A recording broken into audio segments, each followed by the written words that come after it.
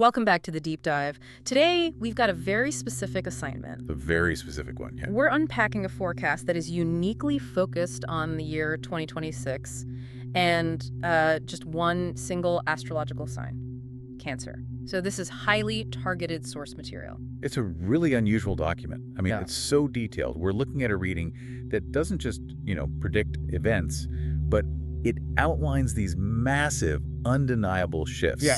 Particularly in two crucial areas, relationships and career. Yeah. And it's all driven by some, pretty significant planetary movements. That's it. And our mission here isn't to take sides, obviously, but to really distill what this source is saying. We want to give you the shortcut to understanding these massive, undeniable changes predicted for Cancer. What it promises and what it demands. Yeah, exactly, what it demands in return. And that, right there, is the central tension of the entire forecast. The source sets this up not as just a series of things that'll happen to you. It's framed as a genuine warning. A warning. Yeah, but then, almost in the same breath, they reframe that warning as a wake-up call. It's all about self-growth, maybe some relationship realignment. The whole year is really framed around making active choices, not just passively accepting your fate. Okay, so let's jump into the biggest piece of this, which is actually good news. The headliner for the year, kicking off around May 2026. So let's unpack this. What makes Jupiter entering Cancer such a big deal? Well, the first thing that stands out is just how positive and rare it is. Jupiter is the planet of expansion, luck, protection, all the good stuff. Right. And since it takes 12 years to go around the zodiac, the source literally calls this the best transit you can have every 12 years. It's like having a cosmic shield generator pointed right at you. That's a great way to put it. An expansion engine, a shield generator. It's all focused entirely on you. The person is just primed to expand their world. And for someone listening, maybe our learner audience who doesn't track planetary cycles, what does a transit even mean here? Can you give us a quick analogy? Yeah, of course. Think of it like a powerful, slow-moving tide coming into your personal harbor. If Jupiter is that tide, it's bringing immense resources, confidence, opportunity right to your shore. And before this tide comes in, the source mentions a necessary clearing out. It does. There's a moment of relief first. It sounds like there was some heavy lifting happening in the partnership zone recently. There absolutely was. The source notes that Pluto has finally left Cancer's relationship sector, which is Capricorn. For years, Pluto's influence, which is, deeply transformative but often pretty brutal, was focused squarely on partnerships. Its departure is a massive relief. It means the heavy, stressful, maybe even destructive forces are finally lifting. It clears the deck for a fresh start. That must be a collective sigh of relief. But here it comes, the catch, the asterisk on all this good fortune. When Jupiter expands you, the source warns your relationships have to expand with you. And this is where that warning really kicks in. It's very specific.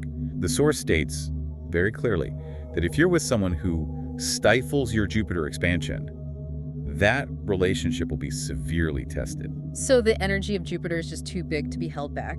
It won't tolerate being constrained, no. But what does stifling expansion actually look like in, day-to-day life? It's more than just a disagreement, right? Oh, yeah. It's often subtle, but it's insidious. So imagine, the Cancer individual feeling great with all this Jupiter energy decides to go back to school or start a new business. Something that takes time and focus. Exactly.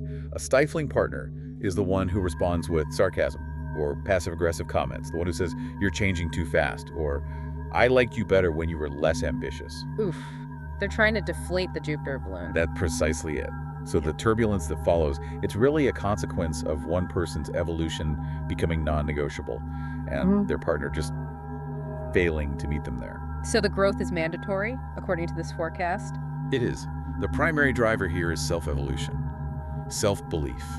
And any partnership that holds that back is going to face a major reckoning. It forces this reassessment of who belongs in your inner circle. And here's where it gets really interesting, because that self-expansion isn't just an internal feeling, it's visible. It's happening in the career sector, which brings a whole new set of problems. Right, let's transition to that. We need to look at the movement of Saturn and Neptune into Aries. Okay. For Cancer, this shift activates their 10th house. And for our learner, the 10th house is basically your public spotlight. Career, status, reputation, authority. It's all there. And Saturn and Neptune together in that house, what do they signal?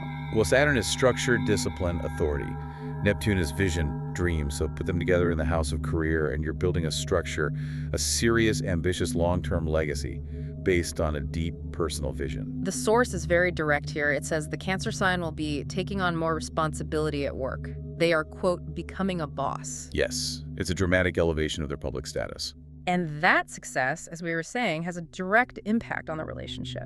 The source warns this new authority might intimidate a partner who is used to you playing small.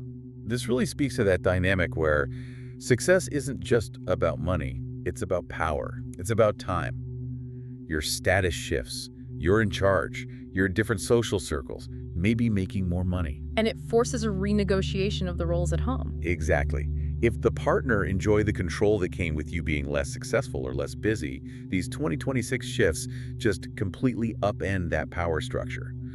And this leads to maybe the strongest piece of advice in the whole forecast. Which is, do not shrink yourself to keep the peace. wow, that is powerful. It ties everything back to that Jupiter theme. You're being pushed to expand, and compromise is seen as regression. It absolutely is. The forecast basically assures the person that the right partner will celebrate your success. Yeah. This whole year, between Jupiter's expansion and Saturn's career elevation, it just acts as a filter. A sorting mechanism. Sorting mechanism, perfect. Is your partner a genuine supporter, or are they a hindrance? Okay, let's shift gears a little. Let's move into the practical headwinds. The areas that require more hands-on conscious management in 2026. This part is crucial, because transformation needs tools. We have to look at the eclipses. Right. Now, eclipses are like cosmic flashlights. They force-fated, often accelerated change. And where are they focusing their energy this year? On the communication and higher mind axis. So think of how you communicate day to day versus your bigger worldview and beliefs. It suggests that your thought processes, your learning, and how you articulate your needs will be under an intense spotlight. So, clear discussion isn't a luxury, it's a necessity. It's a flat-out necessity. You can't just silently become a boss. You have to communicate that shift. And this is further complicated by the lunar nodes, which are sitting in Pisces and Virgo. Nodes. Okay, that always sounds complex. For the learner, what's a node and what's this Pisces-Virgo axis about? The nodes are basically our karmic path, where we're coming from and where we're going. With Pisces and Virgo, the individual is learning to balance their spiritual needs and dreams, that's Pisces, with practical daily life and routine, that's Virgo. So the ultimate dreamer versus the ultimate spreadsheet user. Exactly. And the challenge is grounding those big Jupiter dreams into a tangible daily routine. It's no good dreaming of a successful business if you can't manage your budget. Which brings us to money. The forecast has a very specific warning here about Mars retrograde in Leo. It does. Mars is the planet of action, sometimes conflict. When it retrogrades, that energy gets tricky. And it's happening in Cancer's second house of money and self-worth. Which suggests A strong likelihood of conflict erupting over finances. So what's the recommended action? How do you mitigate that? The source is blunt. It says you need a crucial financial review and absolute honesty with your partner. The warning is, and I'm quoting, money fights are a strong possibility if you are not transparent. So say you get a big raise from all that career success, but then you start a business that needs a huge investment that you didn't quite disclose to your partner. That is the exact scenario that Mars retrograde in the money house thrives on, a lack of transparency. The need for honesty links right back to that communication axis being activated by the eclipses. You can't avoid the difficult conversations in 2026. Okay, before we wrap up, what about single Cancers? Do they just get all the benefits without the relationship headaches? For singles, Jupiter entering their sign is an absolute boon. The source makes it sound effortless. That Jupiter energy makes the individual glowing and irresistible. So they're just attracting people left and right. Effortlessly, because of their confidence and happiness. When you're standing tall and focused on your own growth, you just emit a different energy. It's less about finding a partner and more about attracting the right kind of energy. So if we connect this all to the bigger picture, the central theme for 2026 isn't really about luck, is it? It's about sovereignty, choosing self-respect over comfort. Absolutely. The warning, as the source hammers home, is really about boundaries. This whole year of growth hinges entirely on choosing yourself, demanding respect, and standing tall. The changes are catalytic, not punitive. Exactly. They force you to align your outside world with your rapidly expanding inner world. And the ultimate comfort, the protection in all this, is that you're assured you have Jupiter on your side. The protection is there, but you have to participate. The final instruction from the forecast is simply to be brave. Brave in choosing the new path, brave in setting the boundaries. And brave in letting go of what no longer fits. The universe offers the opportunity. You have to supply the courage. Which leaves a pretty big question for you, the listener, to think about. If these major astronomical transits promise success and protection, but they simultaneously threaten your deepest partnerships because of that success, does that mean true personal achievement requires a fundamental shift in who you allow into your inner orbit? Proving that maybe every success story is also a story of inevitable, courageous farewells. A powerful thought to consider. Thanks for diving deep with us. We'll see you next time.